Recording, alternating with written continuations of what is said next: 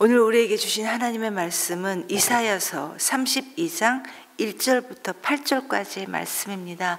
한 절씩 저와 교독하고 마지막 절 말씀은 함께 읽겠습니다. 장차 한 왕이 나와서 공의로 통치하고 통치자들이 공평으로 다스릴 것이다. 통치자들마다 광풍을 피하는 것과 같고 폭우를 막는 곳과 같게 될 것입니다. 메마른 땅에서 흐르는 냇물과 같을 것이며 사막에 있는 큰 바위 그늘과 같을 것입니다. 백성을 돌보는 통치자의 눈이 멀지 않을 것이며 백성의 욕을 듣는 통치자의 귀가 막히지 않을 것이다. 그들은 경솔하지 않을 것이며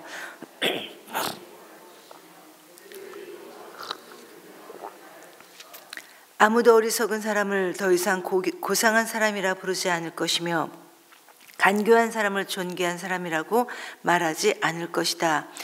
어리석은 사람은 어리석은 말을 하며 그 마음으로 악을 좋아하며 불경건한 일을 하며 주님께 함부로 말을 하고 굶주린 사람에게 먹거리를 주지 않고 목마른 사람에게 마실 물을 주지 않습니다.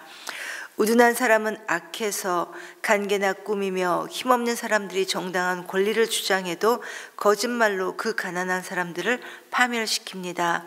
그러나 고귀한 사람은 고귀한 일을 계획하고 그 고귀한 뜻을 펼치며 삽니다. 아멘.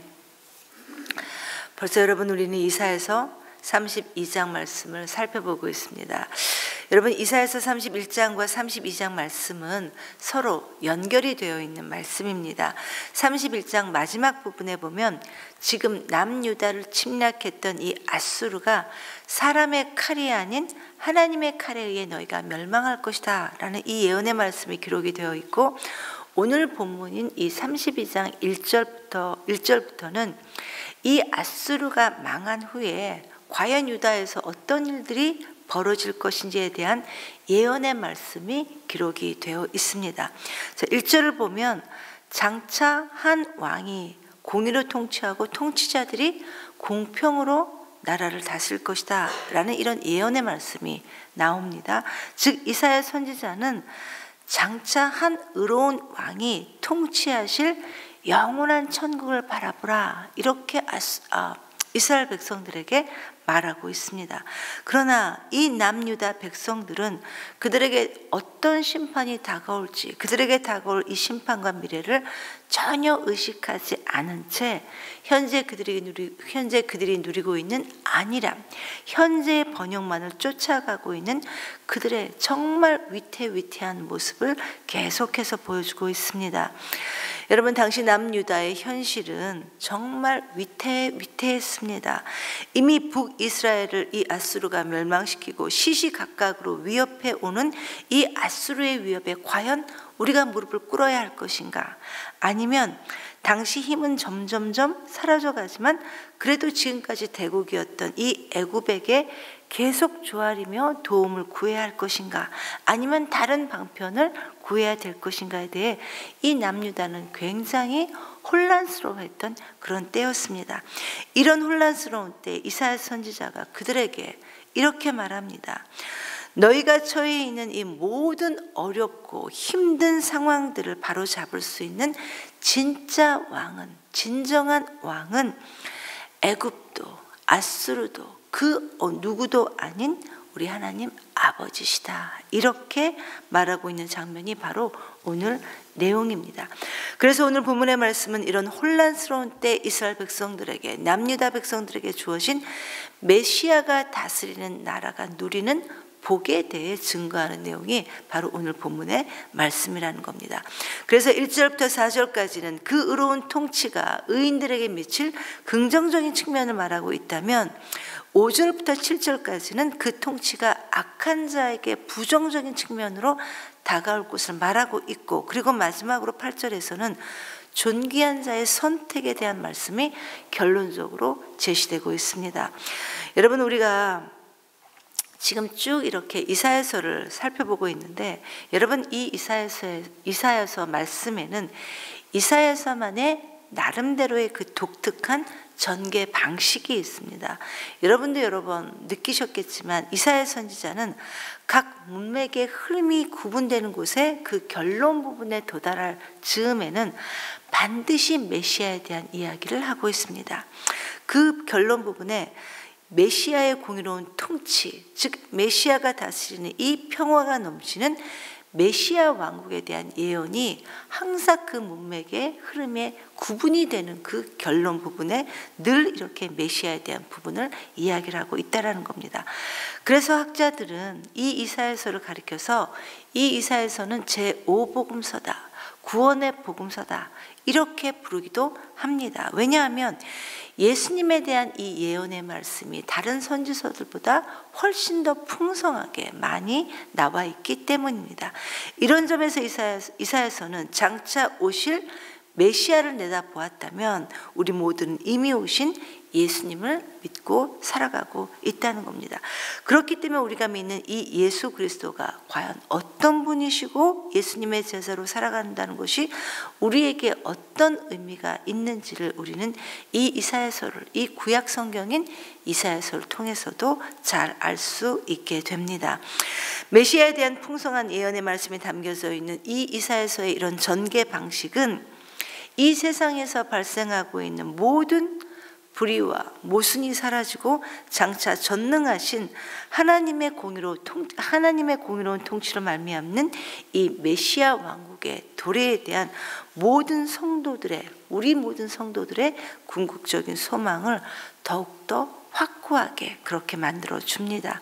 그리고 이 시대를 살아가고 있는 모두에게도 이런 소망을 갖고 이 세상에 남겨진 자, 하나님께서 남겨준 이 남은 자가 되어서 이 험한 세상을 이겨나가야 한다는 이 말씀을 우리 모두에게도 이 이사야서를 통해 말씀하고 있다는 겁니다. 이러한 의미를 생각하면서 오늘 말씀을 살펴보기를 원합니다. 1절에 보니까 장차 한 왕이 공의로 통치하고 통치자들이 공평으로 다스리게 될 것이다 라고 말합니다. 이게 무슨 말입니까? 지금은 그렇지 않다라는 거예요. 지금은 그렇지 않은데 장차 나타날 그 한 왕이 우리에게 이 세상 가운데 그렇게 할 것이다 라는 이 말입니다. 여러분, 안타깝게도 그들이 살고 있었던 먼 옛날 그때나 그리고 우리가 살고 있는 지금 현재나 공의와 공평은커녕 오히려 탄식과 한숨이 나올 수밖에 없는 이런 고통스러운 상황에 우리 모두가 살아가고 있지만, 그러나 우리 하나님은 우리의 탄식을 소망으로 바꿔주시는 분이 바로 우리 하나님 아버지시라는 겁니다. 그렇다면 공의로 통치하는 왕이 우리에게 임하면 과연 백성들은 어떠한 은혜를 누리게 되는 걸까? 이 내용이 바로 2절부터 4절까지의 내용입니다.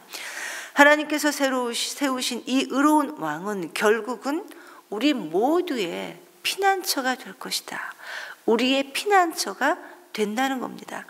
설령 지금 우리가 처해 있는 이 현재의 삶이 폭풍우 한가운데 있다 하더라도 장차 나타날 이 한 왕은 우리 삶 가운데 광풍과 폭풍우를 맞는 피난처가 될 것이고, 또 척박한 땅의 냇물과 같을 것이며, 또 사막에 있는 큰 바위 및 그늘과 같은 이런 삶이 된다라는 것입니다. 결국 우리의 궁극적인 피난처가 장차 나타날 그 한 왕이 우리의 피난처가 된다는 것입니다. 뿐만 아니라 우리는 영적인 분별력도 생기는데 이게 바로 5절의 내용입니다. 그 누구도 어리석은 사람을 더 이상 고상한 사람이라 부르지 않을 거고 반대로 간교한 사람을 존귀하다 이렇게 말하지 않는다라는 것입니다. 여러분, 부패하고 타락하는 우리 인간이 악과 무지에 빠지게 되면 우리는 진리와 거짓을 결코 구별할 수 없습니다. 또 이 세상을 보는 세계관도 옳지 않게 됩니다. 그런데 장차 공의와 공평으로 통치하시는 이 한 왕이 우리 삶 가운데 나타나시면 우리는 참과 거짓을 분별할 줄 아는 분별력, 지혜가 생기게 되고 혼돈 가운데 있던 악과 선에 대한 기준이 바로 생길 수 있게 된다는 겁니다. 즉 하나님의 공의와 이 정의는 우리로 하여금 악과 어리석음 그리고 무지에 빠져 있던 사람의 마음을, 우리의 마음을 들여다볼 수 있게 해주므로 더 이상 어리석은 것을 존귀하다, 더 이상 간교한 것을 존귀하다, 이렇게 말하지 않게 된다는 겁니다. 메시아가 통치하시는 나라가 바로 이런 나라고, 하나님의 통치를 받는 우리 모두가 바로 이렇게 된다는 겁니다. 그리고 마지막으로 어리석은 자와 존귀한 자를 대조시키는 이 6절에서 8절까지의 내용은 어리석고 우둔한 사람을 동일하게 표현하면서 이들은 이 세상에 살면서 자기 욕심만 채우고 하나님께 반역을 일삼는 사람이다. 공동체의 어려움에는 귀를 닫고 눈을 감는 이런 하나님께 반역을 일삼는 사람이다, 이렇게 말합니다. 그래서 마지막 8절에서는 고귀한 사람은 고귀한 일을 계획하고 그 고귀한 뜻을 펼치며 산다 라고 말씀하고 있는데, 여러분, 여기에서 말하고 있는 이 고귀한 사람은 예수님을 믿고 예수님이 다스리시는 하나님 나라의 백성이 된 사람을 가리키는 말입니다.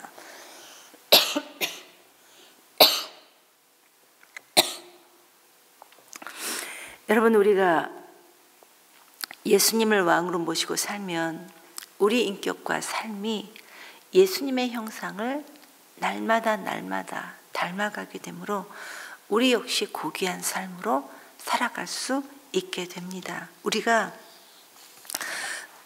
누구를 왕으로 모시고 살아가느냐에 따라 우리의 삶의 질이 달라질 수밖에 없다는 것입니다. 여기까지가 바로 오늘 본문의 내용입니다. 성도 여러분, 그 옛날 아담과 하와가, 그 오래전 옛날 그 아담과 하와가 하나님의 말씀과 이 사탄의 말을 제대로 분별하지 못함으로 그들은 하나님께서 주신 완벽한 환경, 완벽한 낙원에서 실낙원하게 되었습니다. 여러분, 다윗은 어땠나요? 그는 나가야 될 전쟁에 나가지 않고 한 여인의 목욕하는 것을 보게 되므로 상황을 바르게 분별하지 못했고, 그 결과 정말 말할 수 없는 어려움을 겪어야만 했습니다. 자식이 자식을 죽인 것을 봐야만 했고, 자식에게 쿠데타를 당해 맨발로 유대 광야를 왕의 신부로 도망을 가야만 했습니다. 또 사도 바울은 여러분 어땠습니까? 바울이 사울이었을 때 그는 그 어떤 사람보다도 하나님을 향한 열심을 가지고 있었던 사람이 바로 사울이었습니다. 우리와 똑같았습니다. 그런데 그가 부활하신 주님을 만난 후에 지금까지 자기의 삶이 얼마나 잘못된 것임을 그제서야 깨닫게 되었고, 그리고 그 눈에서 비늘 같은 것이 떨어진 이유, 즉 장차 나타나시겠다고 하셨던 그 왕이 그 인생에게 찾아가 주신 후에 그는 일생 동안 주님의 말씀을 바르게 분별하는 삶을 그가 살게 되었던 겁니다. 여러분, 우리 인생에도 왕 되신 예수 그리스도께서 우리 인생 가운데 우리에게 친히 찾아와 주셔서 우리의 눈에 있는 비늘을 벗겨 주셨습니다. 그런 은혜를 우리 모두에게 베풀어 주셨습니다. 저와 여러분, 우리 모두가 하나님 나라의 백성이요 하나님의 자녀라는 우리 존귀한 이 고귀한 신분에 합당한 삶을 우리 모두가 살아갈 수 있게 되기를 간절히 기도합니다. 그렇게 살아가야 하는 것만이 우리를 구원하신 그 창조주 하나님의 그 하나님의 뜻에 합당한 삶이 될 것이고, 그리고 우리를 가장 행복하게 하는 그러한 삶이 될 것입니다. 이러한 삶을 우리 모두가 살아갈 수 있게 되기를 간절히 기도합니다. 이 시간 말씀을 기억하면서 하나님께 함께 기도하기 원합니다. 하나님, 예수님을 왕으로 모시고 사는 우리의 인격과 삶이 하나님 날마다 예수 그리스도를 닮아갈 수 있도록 하나님 우리를 인도해 주시옵소서. 그저 우리의 안일함이 우리의 핑계가 되지 않도록 성령님 우리를 조명하여 주시기를 간절히 기도합니다. 그리고 또한 오늘은 가정을 위해 기도하는 날입니다. 부모된 우리가 먼저 주님 앞에 바로 섬으로 하나님, 우리 가정이, 우리 가족 전체가 주님만을 건강한 영성으로 신앙하는 우리 가정이 되게 해달라고 이렇게 가정을 위해 기도하시고, 그리고 마지막으로 수능을 보는 우리 친구들을 위해 기도했으면 좋겠습니다. 여러분, 이제 딱 일주일 남았습니다. 하나님, 우리 아이들이 수능 볼 때 긴장하지 않도록 도와주시옵소서. 오랜 동안 이 한날을 위해 우리 아이들이 준비하고 고생했는데, 하나님, 이왕이면 좋은 결과, 좋은 열매를 맺을 수 있도록 주님 그들을 도와주시고, 앞으로 체력도 건강도 잘 준비해서 지금까지 준비했던 것들 좋은 열매를 거둘 수 있도록 도와주시고, 행여나 어려운 문제들이 나오면 하나님 지혜를 주셔서 잘 유추해서 답을 찾아갈 수 있도록 하나님 지혜를 우리 아이들에게 허락해 주시옵소서. 이렇게 기도하시고 각자 자유롭게 기도하시고 돌아가시겠습니다.